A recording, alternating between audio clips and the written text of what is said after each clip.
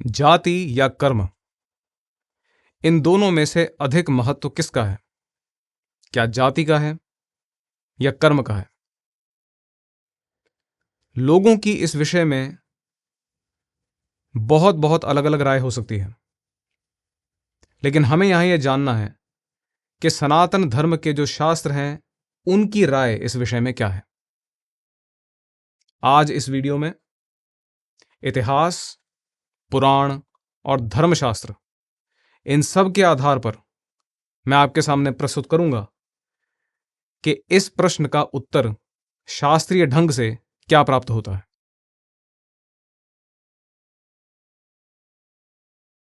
सबसे पहले पद्म पुराण के सृष्टि खंड में से पंचाख्यान नामक एक आख्यान के छोटे से अंश को मैं आपके सामने प्रस्तुत करता हूं, और यहीं से ये जो विषय है वो प्रारंभ हो जाएगा।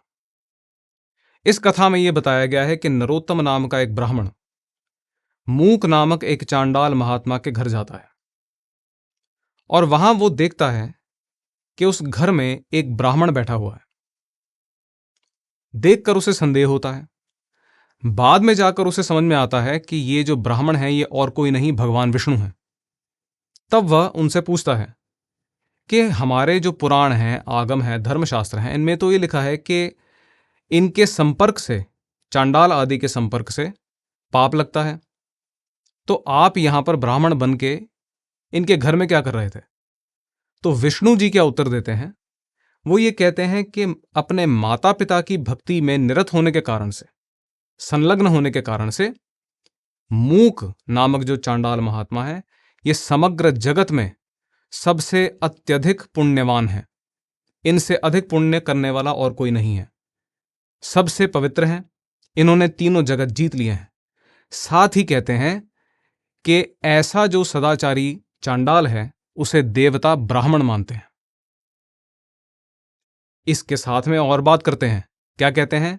कि ऐसे जो महात्मा लोग हैं इनके संपर्क से बहुत लाभ होता है, चाहे वो दर्शन मात्र का हो, स्पर्शन का हो, कथा लाभ का हो, वो बहुत पुण्य देने वाला होता है। तो यहां से दो बातें स्पष्ट होती हैं। पहली ये कि धर्मशास्त्र आदि में ऐसे निषेध दिए गए हैं। दूसरा, वे निषेध सभी पर लागू नहीं होते। जो सदाचारी हैं और पवित्र हैं उनके लिए ऐसे निषेध नहीं है।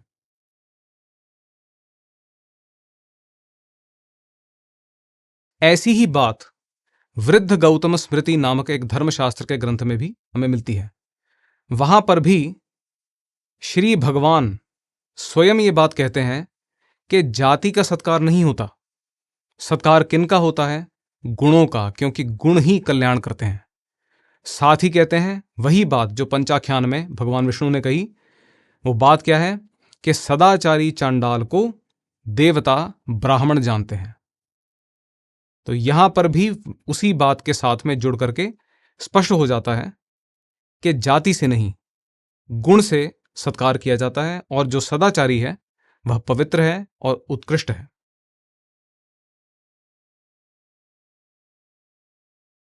अब चलते हैं महाभारत की ओर। महाभारत में भगवान महेश्वर देवी उमा के साथ संवाद करते हुए कुछ बातें करते हैं।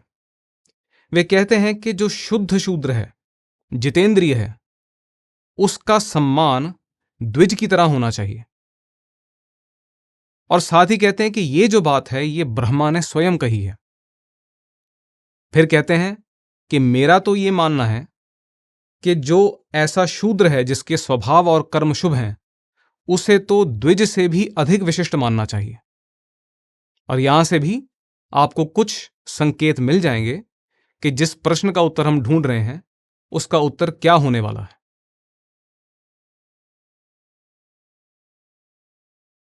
महाभारत में ही विदुर नीति नामक एक अंश है जिसमें जो बहुत बड़े विद्वान हैं, वेदव्यास जी के पुत्र विदुर जी, वे भी इस बात को कहते हैं कि जो व्यक्ति सदाचार से हीन है उसकी श्रेष्ठता का कारण केवल कुल नहीं हो सकता।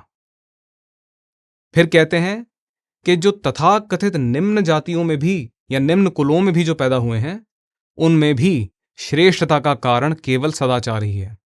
तो न केवल तथाकथित निम्न जातियों में या निम्न कुलों में उत्पन्न व्यक्तियों का, सभी के लिए श्रेष्ठता का कारण सदाचार ही है।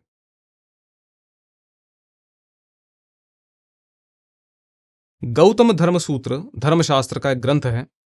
इस पर हमें दो भाष्य मिलते हैं, मस्करी का और हरदत्त मिश्र का। एक सूत्र की व्याख्या करते हुए यह बात स्पष्ट हो जाती है कि जो उत्कृष्ट कर्म करने वाले शूद्र हैं उनका सत्कार होना चाहिए, वे आदर के पात्र बनते हैं। तथा ऐसे जो उत्कृष्ट शूद्र हैं, और वहां अनार्य शब्द का प्रयोग है, तो शूद्र और अन्य भी जो ब्राह्मण क्षत्रिय वैश्य से अलग हैं और शूद्र से भी अलग हैं, वे भी इसमें सम्मिलित हो जाते हैं। तो कहा गया है कि ऐसे जो उत्कृष्ट कर्म करने वाले शूद्र हैं वे निकृष्ट कर्म करने वाले ब्राह्मण, क्षत्रिय और वैश्य की सेवा न करें। अब यहां पर भी केवल जन्म से अधिकार और सत्कार की सिद्धि नहीं हो रही है, सदाचार से, उत्कृष्ट कर्मों से ही सिद्धि हो रही है। यह स्पष्ट यहां से हो जाता है।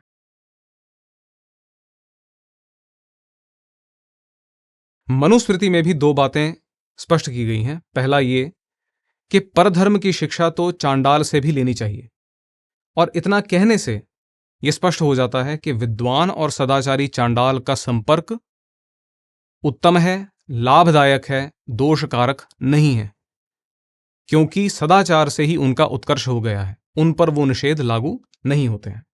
साथ ही सदाचार करने से शूद्र आदि का भी उत्कर्ष हो जाता है, इस लोक में भी और आगे भी। यहां से भी यह स्पष्ट है कि महत्व अधिक किसका है, जाति का या कर्म का।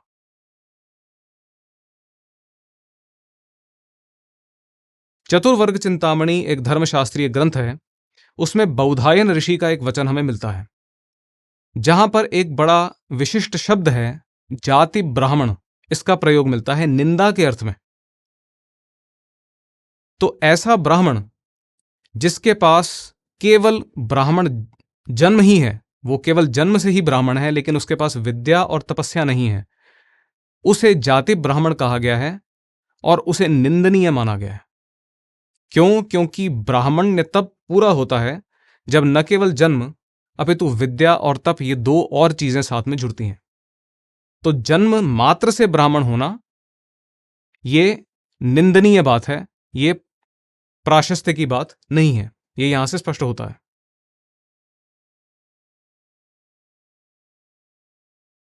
आगे चलते हैं। धर्मशास्त्रीय ग्रंथों के जो भाष्यकार हैं उन्होंने स्थान स्थान पर इन प्रश्नों का उत्तर दिया है। पहले हैं मेधातिथि, ये 9वीं से 10वीं सदी के बीच के भाष्यकार हैं। इन्होंने मनुस्मृति पर टीका लिखी है। एक स्थान पर ये कहते हैं कि जाति के बल पर मनुष्य का सत्कार नहीं होना चाहिए। किसका होना चाहिए? गुणों का। और साथ ही कहते हैं कि जो गुणहीन है जाति उसकी रक्षा नहीं कर सकती। आगे मस्करी एक भाष्यकार हुए हैं गौतम धर्म सूत्र के। उन्होंने एक बात बड़ी स्पष्ट की है। वो क्या है? कि जाति के बल पर बुरे कर्म नहीं करने चाहिए। अब यहां पर भी संकेत स्पष्ट हैं कि जाति का महत्व है या कर्म का। उत्कर्ष किससे होता है, कर्म से या जाति से?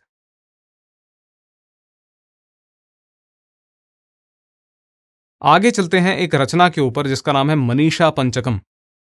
ये आदि शंकराचार्य की रचना मानी जाती है, जिसमें यह बताया गया है कि आदि शंकराचार्य का एक चांडाल विद्वान के साथ संवाद हुआ था, जिसमें आदि शंकराचार्य उन चांडाल विद्वान के मुख से तत्व प्रतिपादक वचन सुन करके उन्हें अपना गुरु कह देते हैं।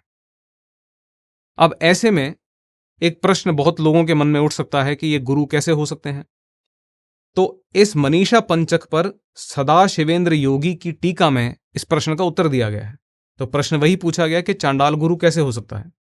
तो इसके उत्तर में कहा गया है कि ऐसा चांडाल जो अपने आप को ब्रह्म जानता है और जाति कुल आदि का अभिमान उसमें नहीं है, तो वह चांडाल शुद्ध है। इसी कारण से वह गुरु हो सकता है, क्योंकि वह ब्रह्मनिष्ठ है। अब यहां से भी वही बात स्पष्ट हो जाती है कि महत्व अधिक किसका है।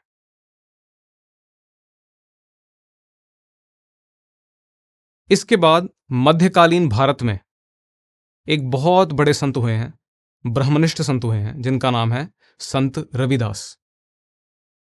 अपनी एक रचना में ये बहुत सी चीजें स्पष्ट करते हैं। पहला ये कि ये चमार जाति के थे, खुद ही बताते हैं, और बनारस के निवासी थे।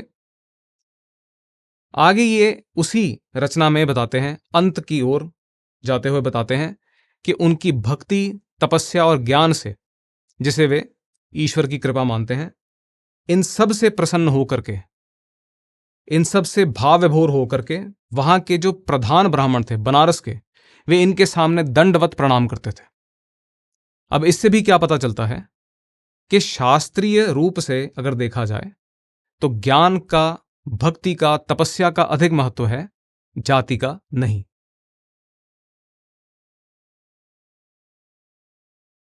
अब जितनी पीछे चर्चा हुई, जितने मैंने प्रमाण प्रस्तुत किए, उन सब में एक और प्रमाण मैं जोड़ देना चाहता हूं। धर्मशास्त्र के बहुत से ग्रंथ हैं, मनुस्मृति है, याज्ञवल्क्य स्मृति है। इनमें मुख्य 3 भाग होते हैं, आचार, व्यवहार और प्रायश्चित्त।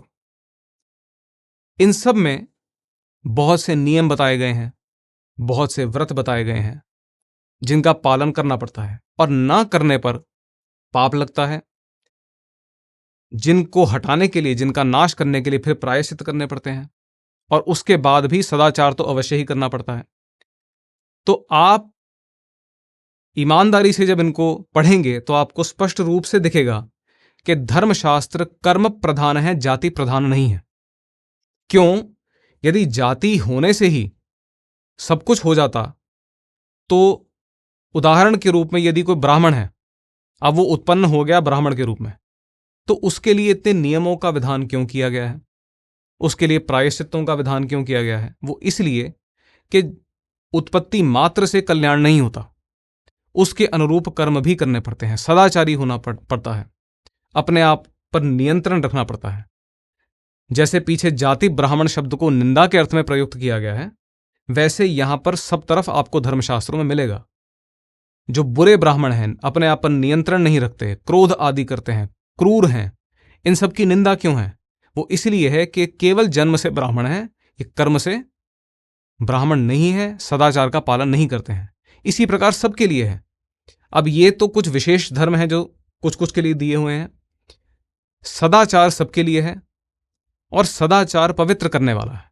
ये बात मनुस्मृति में, याज्ञवल्क्य स्मृति में स्पष्ट रूप से कही गई है कि किसी में कोई भी दोष हो, उनको दूर करने की ताकत सदाचार के अंदर है। और जैसे पद्म पुराण की उस कथा में भगवान विष्णु का वचन है, वृद्ध गौतम स्मृति के अंदर वचन है कि जो सदाचार करता है उसके प्रति देवता भी अपना अनुग्रह करते हैं, वे उसे पवित्र मानते हैं। और ऐसे जो पवित्र लोग हैं, महात्मा हैं, उनको साधारण नहीं मानना चाहिए, चाहे वो किसी भी जाति या वर्ण के हों। तो जो नियम स्पष्ट रूप से सभी धर्मशास्त्रों में आता है वो ये है कि कोई भी हो, किसी जाति वर्ण का हो, यदि वह उत्कृष्ट कर्म करता है तो उसका उत्कर्ष होता है, वो ऊंचाइयों को जाता है, और यदि निकृष्ट कर्म करता है, बुरे कर्म करता है, तो उसका पतन होता है, चाहे वो कोई भी हो। इसीलिए धर्मशास्त्रों के अनुसार, महाभारत आदि इतिहास ग्रंथों के अनुसार, पुराणों के अनुसार स्पष्ट है कि जाति और कर्म में से कर्म ही प्रधान है। जाति केवल इतना करेगी कि कर्म को दिशा देगी, और वो भी केवल विशेष धर्मों के लिए, सदाचार जैसे सामान्य धर्मों के लिए नहीं, वो सभी के लिए है। तो जो प्रश्न शुरू में पूछा था कि जाति और कर्म, इन दोनों में से प्रधान कौन है, किसका अधिक महत्व है शास्त्रीय दृष्टि से, तो उसका उत्तर यह है कि कर्म का अधिक महत्व है। इसके साथ ही मैं ये वीडियो समाप्त करता हूं। धन्योस्मि।